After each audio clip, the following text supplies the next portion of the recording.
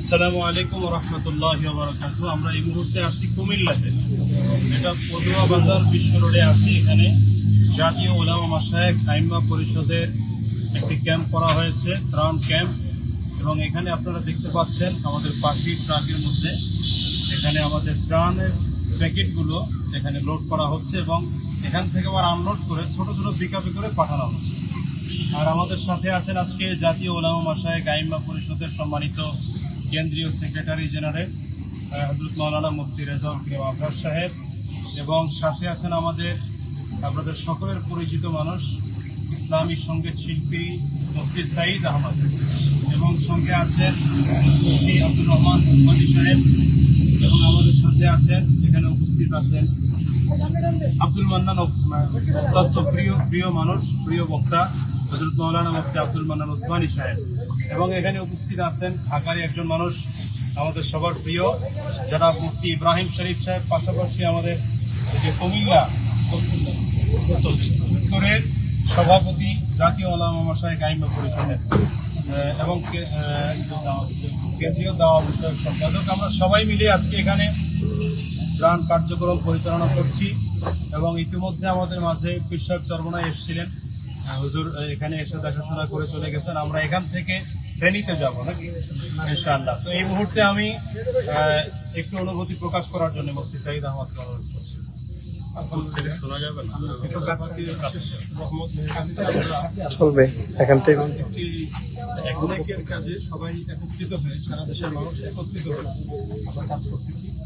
আর সর্বোপরি আমরা বলতে চাই যাদের কারণে আজকে আমাদের এই দুর্দশা, আমাদের এখনই সময় তাদেরকে বয়কট করা। তাদের পণ্য যেভাবে আমরা ইসরায়েলি পণ্য বয়কট করে দেখিয়েছি, ঠিক সেভাবে আমরা তাদের সকল পণ্যগুলো এক এক করে চিহ্নিত করব, বয়কট করব। আজ থেকে এখন থেকেই আমাদের তাদের সাথে কোনো প্রকার বন্ধুত্ব আর থাকবে না। এটা হচ্ছে আমাদের কথা। যদি আমাদেরকে নিজেদের উপরে দাঁড়াতে হবে, আমরা নিজেরা স্বনির্ভর বাঙালি পারে না এরকম কিছু নেই। বাংলাদেশের মানুষ আলহামদুলিল্লাহ আমরা দেখিয়েছি এই স্বৈরাচার, আমরা যেহেতু 16 বছর পরে আমরা তাদেরকে বিদায় করতে পেরেছি, আমরা তাদের সাথেও বন্ধুত্ব দূর করে আমরা এগিয়ে যেতে পারবো ইনশাআল্লাহ। আসসালামু আলাইকুম রহমতুল্লাহ। আমরা আগেই বলেছিলাম জাতীয় উলামা মাশায়েখ আইম্মা পরিষদের আমরা ক্যাম্প করেছি পদুয়া বাজার বিশ্ব রোড। এখানে আমাদের সব ত্রাণ জমা হয়ে আমরা কুমিল্লায় পাঠাই, নোয়াখালীতে পাঠাই, ফেনীতে পাঠাই, সব দিকে পাঠাই। আজকে আমাদের ক্যাম্পে আমরা খুব খুশির সাথে দেখতে পাচ্ছি বাংলাদেশের অনেক বরেণ্য উলামা ইকরাম এসে হাজির হয়েছেন।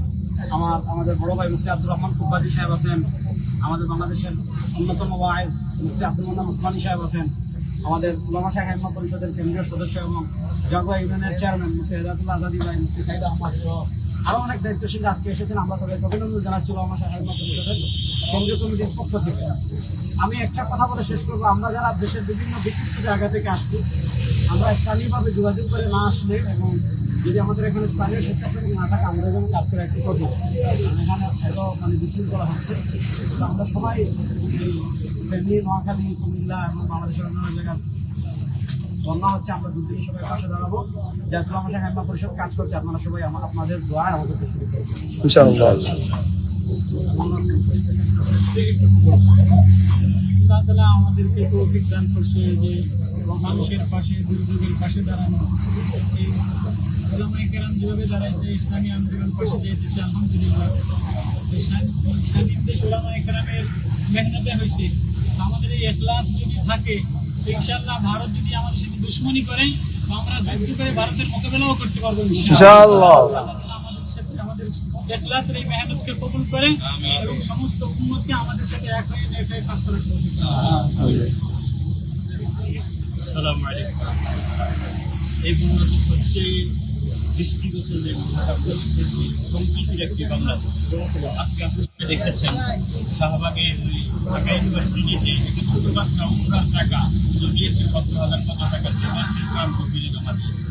এভাবে ক্ষুদ্র ক্ষুদ্র ঘটনাগুলো আমাদেরকে থেকেই আমরা একসাথে কাজ করব।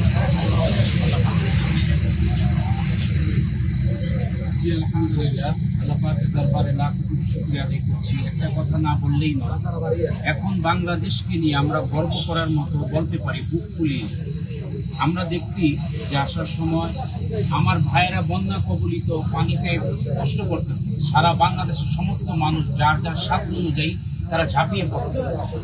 ঠিক একটা কথা আমাদের মনে রাখতে হবে, যারা আমাদের সাথে শত্রুতা করে তাদের একটা কথা মনে রাখতে হবে, আমাদের উপরে যত জুলুম হবে আমরা তত ঐক্য হবে ইনশাআল্লাহ। আল্লাহ পাক আমাদের সকলকে ঐক্যতার সাথে বাতিলের মোকাবেলা করার তৌফিক দান করুন। ভারত মনে করেছিল যে এই বন্যা ঘটিয়ে হয়তো আমাদেরকে শেষ করে দেবে এবং সরকারকে বিপাকে ফেলবে, কিন্তু ভারত জানে না বর্তমানে বাংলাদেশের 16 কোটি 18 কোটি মানুষ সবাই সরকার। আমরা চাইলে পরিবর্তন করে দিতে পারি, যার প্রমাণ 5 আগস্ট করেছে। সুতরাং আমরা এই দেশকে পরিবর্তন করার জন্য একযোগে কাজ করব। একটু ঘুরে দেখানো দরকার। আমরা এই বিল্ডিংটাতে আমাদের ত্রাণের কার্যক্রম চলছে, দুইতলা আমাদের এবং 3 তলায় আমাদের ত্রাণের প্যাকেজিং চলতেছে, দুইতলা এবং দোতলায়ও চলতেছে, এবং সেখান থেকে এই বড় ট্রাকে আসতেছে, আর এখান থেকে ধরে আমরা ছোট ছোট ট্রাকে করে আমরা জায়গায় পৌঁছিয়ে দিচ্ছি ইনশাআল্লাহ। আর যারা ত্রাণ নিয়ে আসতেছেন, অনেকে অবগতির জন্য বলছি, ফেনীতে যাওয়া খুব সহজ, এজন্য অনেকেই ডাইরেক্ট ফেনী নিয়ে যাচ্ছেন। ফেনীতে নাকি এমন হচ্ছে, আমরা এখন অবশ্য ফেনীতে যাব, ফেনীতে এমন হচ্ছে যে 2-3 কিলো ট্রাকের জ্যাম পড়ে গেছে, কিন্তু জায়গায় কেউ পৌঁছতে পারতেছে না।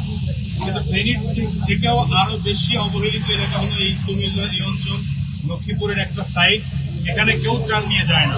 এজন্য যে অঞ্চলগুলোতে এখনো অবহেলিত আছে আমরা সেখানে পৌঁছানোর চেষ্টা করি ইনশাআল্লাহ। সবাইকে ধন্যবাদ। আমরা যারা কাজ করছি আমাদের জন্য দোয়া করবেন, সবাইকে ইনশাআল্লাহ দোয়া চাই। আসসালামু আলাইকুম ওয়া রাহমাতুল্লাহ।